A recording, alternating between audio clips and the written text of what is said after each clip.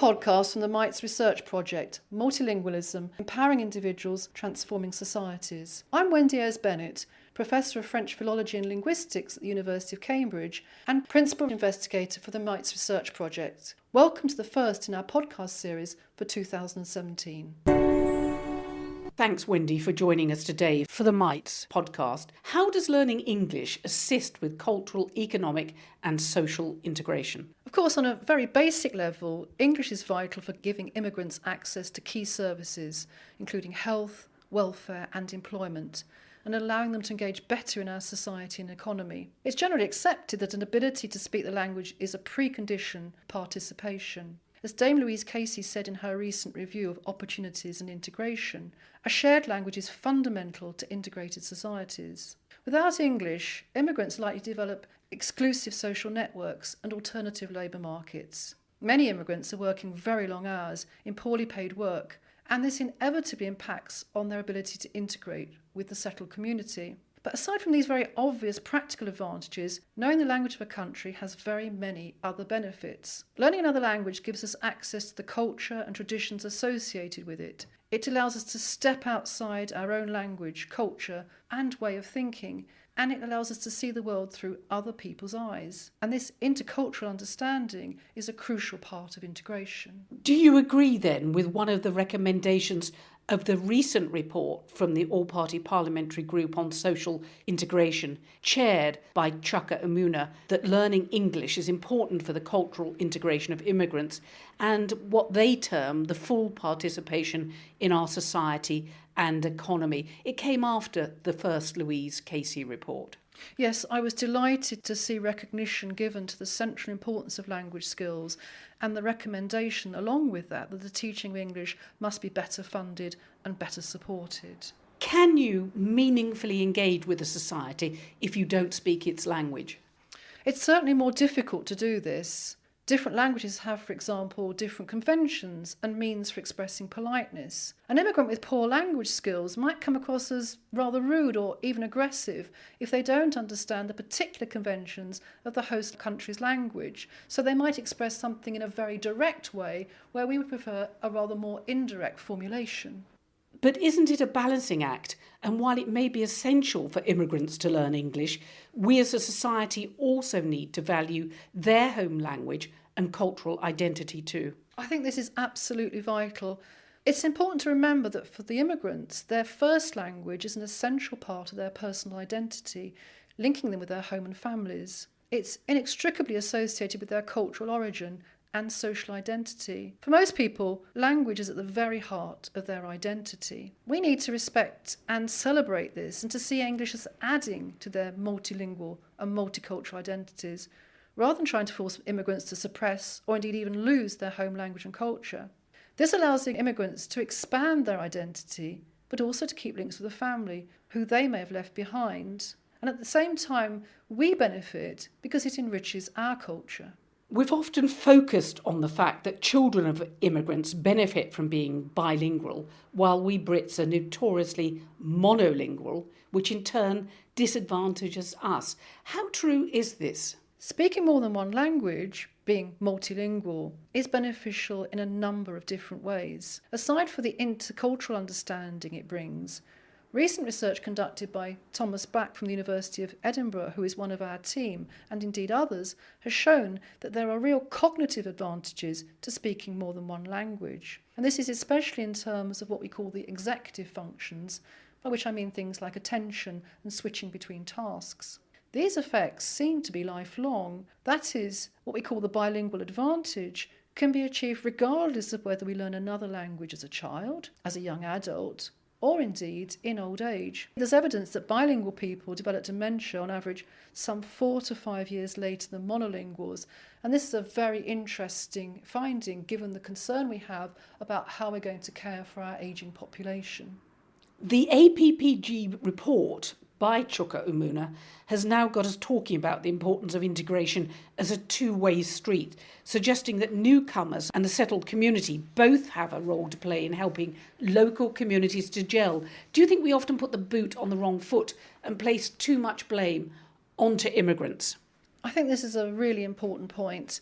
Thinking about it from the point of view of language learning, we rightly expect immigrants to learn English, but as a nation, we often don't see the need ourselves to learn another language, and we consider it to be something difficult or only suitable for the intellectual elite.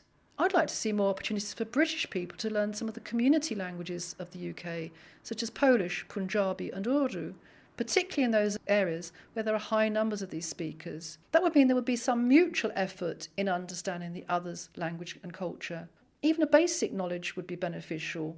This could be acquired through formal language learning or even through engaging in joint community projects. One of the areas we're looking at in my project is the question of which languages we should be teaching and learning in the UK. And that's why we're not just looking at the major languages traditionally taught in our schools and universities, French, Spanish and German, but also the indigenous languages, such as Welsh, Irish and Scottish Gaelic, and these important community languages. Communities in Britain are said to be segregated. We've had these two reports, Dame Louise Casey's and the Chukka Amuna All-Party Parliamentary Group one more recently. And to a worrying degree, this segregation is in turn fueling inequality. What do you think the responsibility of the host country is to immigrants? Is there a need to invest more in language teaching to equip them with new language skills in and outside the classroom? We know less people are studying languages now. I think it's absolutely essential that more funding is put into language teaching if this policy is going to work. The APPG report highlighted some interesting examples of how language learning can be encouraged outside the classroom as well. Take the case of the Whitechapel Women's Growing Group, which is run by a native English speaker. Participants have the possibility of speaking both their own language and to practice English during the weekly growing sessions.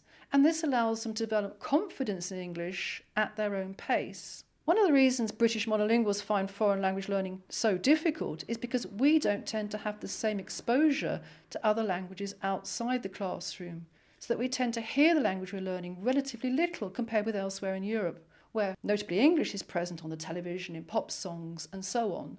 So language learning can be within the classroom in formal settings or indeed outside the classroom as well. So do we undervalue as Brits the importance of learning another language? We're arrogant. I think that's true. I think there's a general lack of awareness in the UK of the value of learning languages across society. And the problem, I suppose, is that we speak a global language, which means we often think that we don't need to learn another language, and therefore we don't necessarily see the benefits of it. But languages are key across a whole range of areas of society. We can think of promoting economic growth and prosperity, allowing UK business to engage in the global marketplace.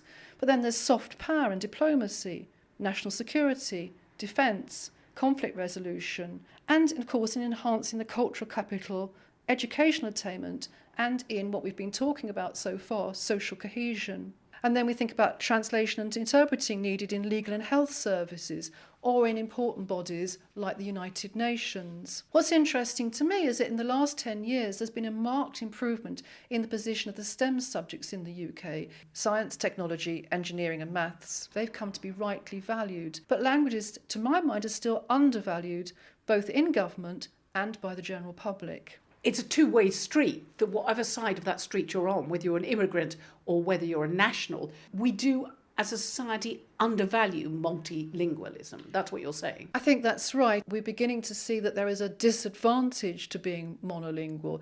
It's wonderful to be able to speak English, but English is not enough. To be multilingual gives you access to so many other benefits, cognitive, social and educational, and we need to promote these and put money into the teaching of languages. Will your MEITS project be contributing to the debate on culture, language and integration? And if so, how? Yes, our aim is centrally to promote the value of speaking more than one language, whether this is achieved through formal language learning at school, being the speaker of one of the indigenous languages of the UK, or being a community language speaker. In Cambridge, for example, we're planning to work with the Cambridge Ethnic Community Forum to explore with them notions of language, community and identity, and to celebrate the multilingualism and multiculturalism of our city. We know that bilingualism, literacy and cognitive skills are all linked. Should there be a more general recognition of this?